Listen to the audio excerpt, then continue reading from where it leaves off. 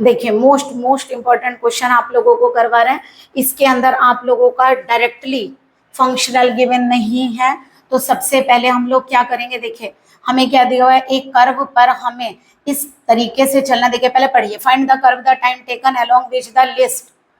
When velocity at any point of T is v equal to x। मतलब एक curve के along चल रहा है कोई पार्टिकल मान लीजिए, तो हमें क्या लेना है, इस तरीके से चलना है कि हमारा जो टाइम आए वो लिस्ट आए, और वेलोसिटी क्या है v इक्वल टू x, इस वेलोसिटी से चलना है। मान लीजिए हम क्या करते हैं, एक कर्व कंसीडर कर लेते हैं। मान लीजिए हम कहाँ से चले, x नॉट y नॉट से हम x1 y1 तक जा रहे हैं, और इसकी ये क्या हो गई, टेंजेंशियली होती है ना वेलोसिटी, तो यहाँ पर टेंजेंट खींचा, ये वेलोसिटी है जो कि हमें क्या दी हुई है x, ये y एक्सिस और this one is x axis, और ये हो गया आपका ओरिजिन। ठीक है, तो हम कहाँ से कहाँ तक जा रहे हैं, यहाँ से यहाँ तक अगर हमें जाना है तो पहले ये बताइए टाइम इक्वल टू क्या होता है। आप लोग पढ़ कर आए, टाइम इज इक्वल टू होता है डिस्टेंस अपॉन वेलोसिटी। अगर मैं डिस्टेंस को ds मान लो और वेलोसिटी को v, तो ये कितना आ गया बताइए। ds का फार्मूला आप कितना पढ़ कर आए हैं, ये पढ़ कर आए 1 प्लस वाई डैश स्क्वायर, और v माने क्या दिया हुआ है x, तो यानी कि कंसीडर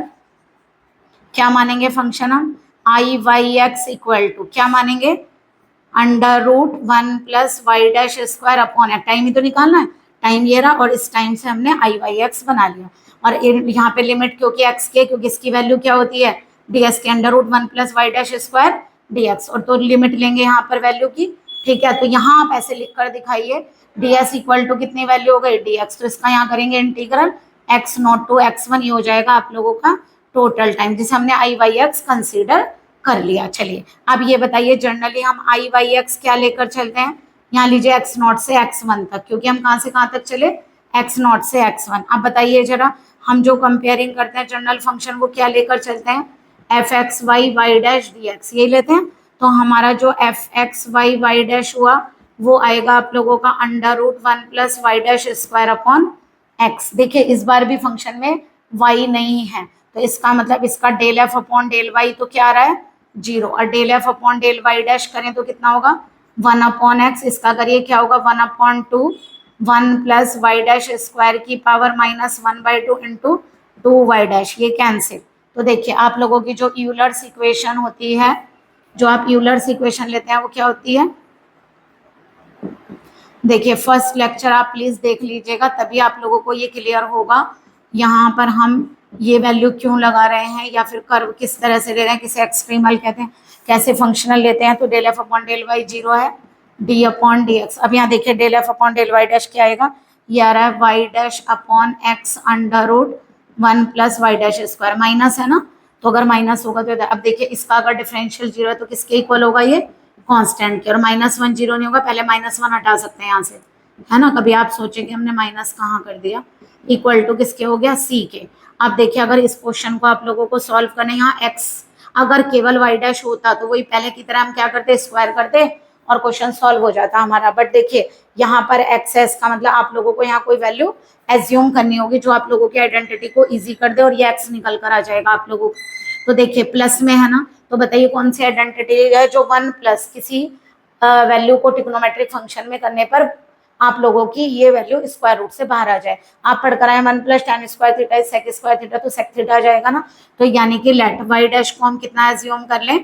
tan थीटा। तो देखिए ये कितना हो जाएगा, ये आ गया आपका tan theta upon x under root 1 plus tan square theta is equal to c. तो ये कितना आ गया, c इज इक्वल टू आ गया tan थीटा अपॉन एक्स, और 1 plus tan square theta under root होगा तो कितना आ गया सेक थीटा। अगर मैं एक्स को इधर ले लूँ तो 1 अपॉन सी tan को क्या लिख सकते हैं sign theta upon cos theta, और ये ऊपर जाएगा कॉस थीटा, कैंसिल। 1 अपॉन सी को के कह देते हैं, तो एक्स की वैल्यू आप लोगों की आ गई यहाँ से के साइन थीटा। अब देखिए एक्स तो आ गया है ना, और वाई डैश का मतलब आप लोगों की इकाई की वैल्यू है D Y by D X की वैल्यू भी आ गई। अब पहले वाई की वैल्यू और फाइंड करिए, तो वाई को हम क्या कैसे निकाल सकते हैं बताइए। अगर हम निकाले D Y by D theta, तो उसे क्या लिखेंगे हम लोग, इसे लिखेंगे D Y by D X into D X by D theta. तो बताइए D Y by D X की वैल्यू हमारी कितनी है टेन थीटा, और D X by D theta कितना होगा, इसका डिफरेंशियल करिए कितना हो गया के कॉस थीटा। तो देखिए कॉस थीटा से कॉस थीटा कैंसिल, तो हमारी ये वैल्यू कितनी आ गई, ये भी साइन थीटा आ जाएगी हमारी, तो यानी कि ये भी कितनी आ गई के sine theta.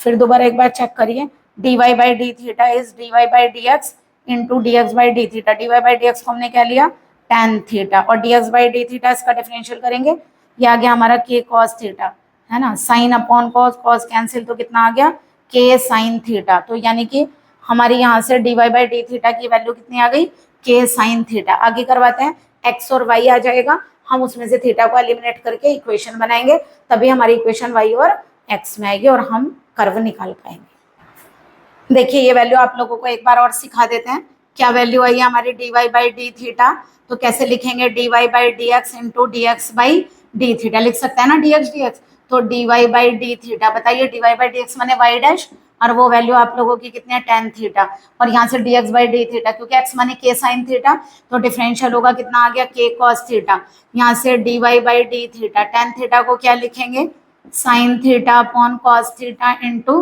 k cos theta, cancel, तो dy by D theta equal to आप लोगों का आ गया यहाँ से k साइन थीटा, इसे क्या लिख सकते हैं, dy इक्वल टू आ गया k sine theta D theta, इसका इंटीग्रल करिए, y equal to k sine theta का इंटीग्रल cos थीटा प्लस कोई कांस्टेंट ऐड कर दीजिए जो कि इंटीग्रेशन कांस्टेंट होगा। अब देखिए आपके पास y ये है और x की वैल्यू आप लोगों की ये है, तो आप लोगों को कैसे आप थीटा को एलिमिनेट कर सकते हैं, देखिए जब आप लोगों के पास साइन और कॉस होता है तो आप लोग कैसे एलिमिनेट करते हैं, यहाँ से आप लोगों का साइन थीटा कितना आ रहा है, x अपॉन k, है ना, और यहाँ से अगर हम या k साइन थीटा ही निकाल लेते हैं,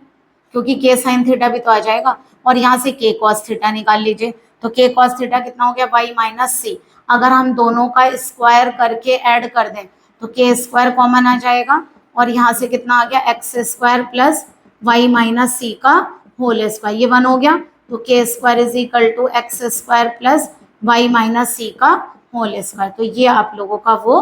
कर्व आ गया। Okay, this is called extrema.